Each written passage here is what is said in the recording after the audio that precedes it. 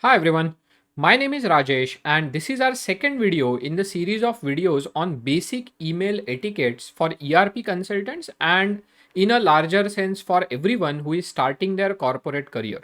So far, in our last video, we have seen these two pointers. First, writing the precise subject line that is convenient to understand for the recipients of the email.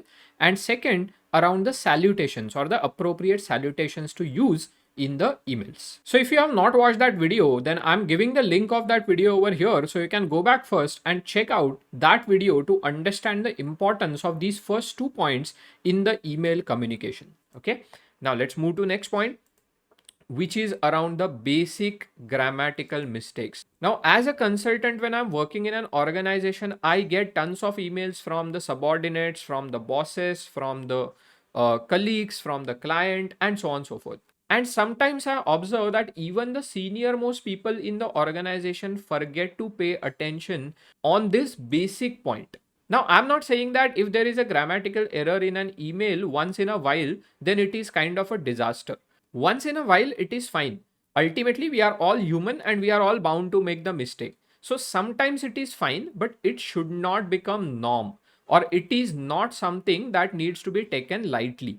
Like many a times, people fail to realize the importance of having the email written without any single error or grammatical or punctuation error in it. That is not something that people take seriously, and that is what I am advising to avoid.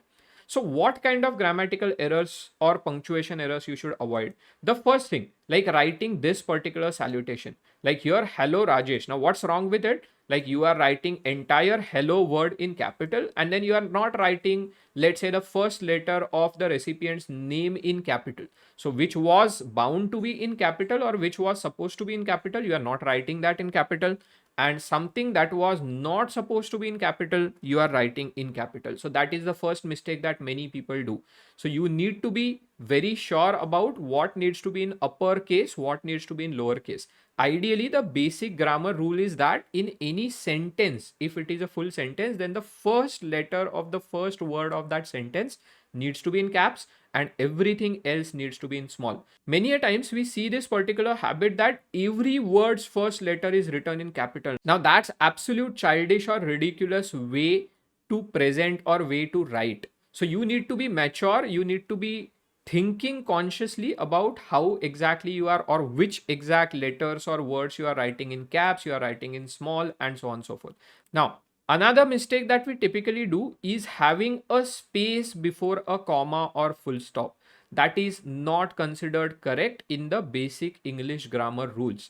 So if you want to write a comma, then ideally it should be something like this, that there should be a comma right after the word without any space, and after a comma there should be a space, right? That is considered a right punctuation in the basic English grammar. Same thing goes with the full stop. So in case of your full stop, you need not have, or you should not have, any space before or ahead of your full stop. So there should not be any space ahead of that. There should be a space after your full stop. Then sometimes there is also no need of commas and full stop. And ideally, all the email tools, like whether you are using Gmail, like here I'm using in the presentation, the Gmail as a tool, whether you are using Outlook or whether you are using, let's say, Zoho Mail or any other email tools, email clients.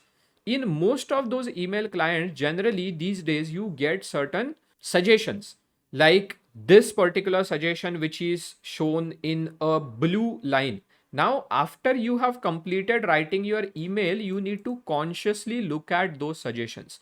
However, do not simply accept all suggestions, because sometimes what happens is these suggestions are based on English that is used in US or British English and so on and so forth.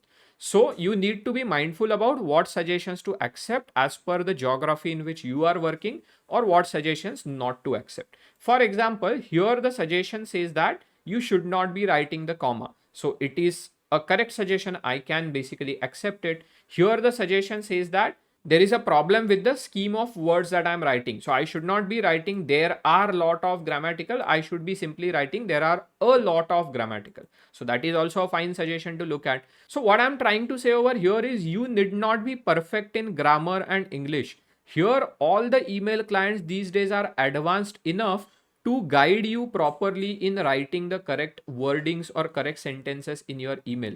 The only thing that you need to be making sure is you are conscious enough to pay attention to these things. Like if you think that these things are absolutely not important and you should not be spending any time on looking at these things, then nobody can help you. So that's the only point. Again, over here in the red highlight or in the red underline, it is showing me all my mistakes in terms of the spelling. So you should also do one spell check right before writing the email or before sending the email. Now again, you should also be avoiding, now this is the era of social media, and many a times when we do a WhatsApp chat, we tend to write the short forms of the words. Like instead of writing the entire spelling of PLEASE, please, you simply write PLS. However, email is not the proper medium where you should be using this kind of language. You should be always mindful that you are being appropriate to the medium, as per the medium that you are using for the communication. So writing PLS for please may be fine in SMS or maybe fine in a WhatsApp chat, but it is absolutely not appreciated in case of your formal email communication. Then there is one more thing, which is the spacing between the paragraphs. So ideally, if you are starting a new paragraph, it is considered good practice to have a space between two paragraphs. That basically makes your email look neat and clean. Now here about the preposition. So in English grammar, there is a and the, which are the prepositions. So many a times you miss the prepositions because as we are not somebody whose first language is English, so it is quite natural to happen. But again, be conscious to use the tools, to use the suggestions, right? So let us correct this particular part.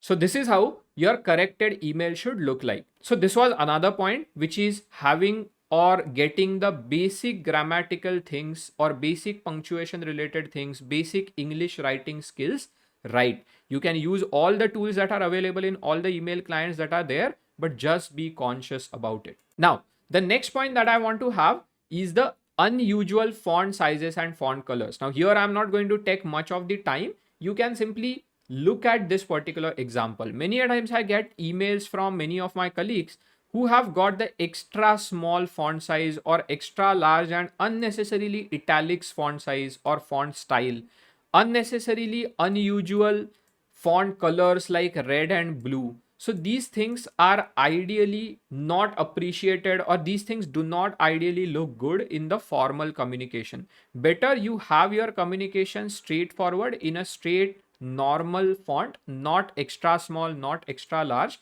usually in the black color. Now there is no rule that there should be the black color only in the emails. There could be other colors that you might use. However, I personally feel that the black color is the formal, or it is something that you should always be using in the formal communication rather than using any other colors, because that's kind of unnecessary to use. Okay, so that's another point. And then the last point I want to have is this particular point, which you can see over here, like breaking the chain, forward versus reply. You should be clear about all of these pointers. Now what do I mean by breaking the chain? Many a times what happens is emails clients have got this particular feature of email chains. Like if there are multiple conversations happening regarding the same subject, then somebody writes an email, then somebody replies to it, then somebody else replies to it, and so on and so forth. So there is an email chain going on. Now many a times what we do is, suppose that there is some topic that was there discussed in email, let's say sometime back, let's say 10-15 days back, and you want just to follow up on that particular email. Now, without taking extra stress or effort to go back and find that email chain and writing a reply on that email chain, you simply start a new email chain. Like you simply write a new reply or a new email, right, on the same subject without giving the reply or without responding on that same email chain. Now, this is something that needs to be absolutely avoided. You need to be utilizing this particular email chain or conversation chain feature. Why it is there? It is just to have the context right, because you have the entire history of that conversation on that email chain, and that is where you should not be breaking the chain. The second point is around when to forward and when to reply. Now what I want to showcase over here is it makes a difference whether you are replying to this email or whether you are replying to this email. Just pay attention what happens. Like if you are replying to this email, which is the second email in the chain, then just click on this three dots icon, and here you will see that the entire history is visible in this particular email that you are writing or that you are replying. But suppose you actually want to keep out this particular history and just want to reply on this email, then that is something that's different. Like here, if you click on these three dots, here it will just have the first email as the history available. So many a times what happens is, when there is an email chain going on, sometimes you do not want to include some recipients in some of the response, and that time you need to be very very mindful that on which specific email in that chain you are replying to, because that will depend, or that will decide what kind of history is available in that email's response. And sometimes it may backfire if you are replying to some email which includes all the unwanted history that you actually did not want all the recipients to look at or all the recipients to get. So those are some of the pointers that you need to be mindful about. One last point is about the forward. Now many a times I see this habit that we do not exactly consciously think about when exactly to reply on an email and when exactly to forward email. So suppose if you want to send a particular email just as a reference to some third person who ideally is not the direct recipient of the email, or who ideally is not supposed to be a direct participant in that email chain, then only you use the forward. But otherwise you should use reply or reply to all, or you should rather loop in somebody. Now loop in is again a term that generally is used in the email, which is used when you are ideally doing the reply, or when you are ideally using the reply or reply to all, and then you are including a new person in that email chain conversation.